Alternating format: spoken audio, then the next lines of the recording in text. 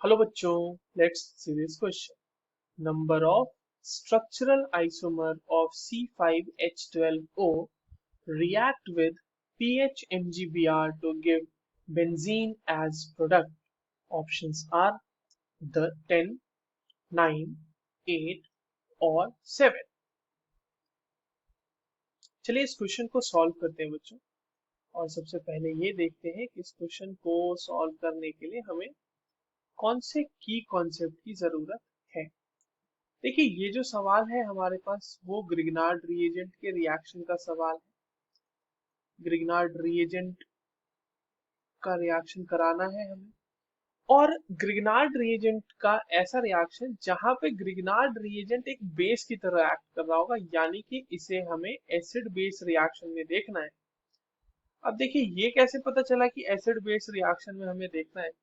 तो ध्यान दीजिए कि हमारे पास यहाँ जो ग्रिग्नार्ड रिएजेंट बना है ना, मतलब जो हमारे पास गिवन है ग्रिग्नार्ड रिएजेंट, कौन सा ग्रिग्नार्ड रिएजेंट हमारे पास गिवन है? PH MG B R. यहां से हमारा रिएक्शन कह रहा है कि हमें बनाना है बेंजीन, राइट। तो बेंजीन बनाने के लिए इसका मतलब ये जो पीएच ग्रुप है ये सिर्फ और सिर्फ H प्लस लेगा, जो भी कंपाउंड होगा ना हमारा जिससे वो रिएक्ट कर रहा होगा उससे। तो इसका मतलब हमें इसके लिए ग्रिग्नार्ड रिएजेंट का एसिड बेस रिएक्शन कराना होगा। और देखिए एसिड बेस अगर रिएक्शन कराना है तो ऑब्वियस सी बात है, जो हमारे पास कंपाउंड गिवन है C5H12O, इसके पास एसिडिक H होना चाहिए।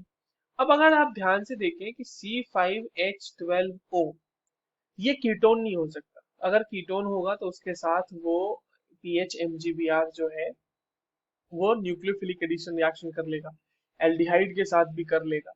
दूसरी चीज, राइट। उसके बाद आप एक चीज और ध्यान से देख सकते हैं इसमें कि सिर्फ एक ऑक्सीजन है तो ये कार्बोक्सिलिक एसिड भी नहीं हो सकता, क्योंकि उसमें दो ऑक्सीजन होंगे, C double bond O H. और एक चीज हम ये देख सकते हैं कि इसका जो जनरल फॉर्मूला जिसपे ये फिट हो रहा है वो हो रहा है CnH2n+2O, जो कि एक अल्कोहल का फॉर्मूला है। तो इसका मतलब जो C5H12 है हमारा वो क्या होगा बच्चों? वो होगा अल्कोहल, राइट। सिर्फ अल्कोहल हो सकता है क्योंकि उसके पास एक एसिडिक H होगा और उससे वो रिएक्ट कर लेगा। तो अब हमें C5H12O के मॉलिक्यूलर फॉर्मूला के अकॉर्डिंग हमें अलग अलग अल्कोहल्स बना के चेक करने हैं और नंबर ऑफ स्ट्रक्चरल आइसोमर देखना है, तो हम उसको बनाने की कोशिश करते हैं। देखो नंबर ऑफ स्ट्रक्चरल आइसोमर जब हम बना रहे हैं तो हम उसमें या तो चेन आइसोमर देखेंगे या पोजिशनल आइसोमर देखेंगे फिलहाल के लिए, क्योंकि बाकी के जो आइसोमर्स है उनकी पॉसिबिलिटी हमने रूल आउट कर रखी है। ठीक है। तो देखिए जो सबसे सिंपल अल्कोहल बन सकता है बच्चों, वो कैसा बनेगा? तो C5 1 2 3 4 5 ये एक बन सकता है OH। ठीक है, पहला है तो ये हो गया। दूसरा हमारा जो हो सकता है कि 5 कार्बन की ही चेन रहे मगर OH का पोजीशन चेंज हो जाए। फिर ये हो सकता है अगेन कि 5 कार्बन की ही चेन में एक और पोजीशन है अल्कोहल का, वहां लग सकता है। अब हम क्या करेंगे कि 5 कार्बन की चेन को छोटा करके उसको 4 कार्बन की चेन बना लेंगे। तो जब 4 कार्बन की चेन बनाएंगे तो उसमें OH मतलब एक CH3 बच रहा है हमारे पास, उस CH3 को हम कहाँ लगा सकते हैं ये पॉसिबिलिटी हम देखेंगे। तो उस CH3 को हम लगाएंगे यहाँ पर। ठीक है, यहाँ पर लगा देंगे। उसके बाद जो एक और हमारी पॉसिबिलिटी हो सकती है सिमिलरली 4 कार्बन के चेन के लिए, तो यहाँ पर वो एक CH3 ग्रुप को हम लगा सकते हैं। अब हमारे पास 4 कार्बन की चेन में हम क्या करते हैं, जो मिथाइल ग्रुप है और जो OH उन दोनों के पोजीशन को थोड़ा चेंज कर लेते हैं। यहाँ पे OH लगा देते हैं, यहाँ मिथाइल ग्रुप लगा देते हैं। अब क्या करते हैं कि 3 कार्बन की चेन बनाते हैं और उसमें जो है हम मिथाइल ग्रुप को सब्स्टिट्यूएंट की तरह ट्रीट कर लेंगे, 2 मिथाइल ग्रुप सब्स्टिट्यूएंट हो जाएंगे वहां पे।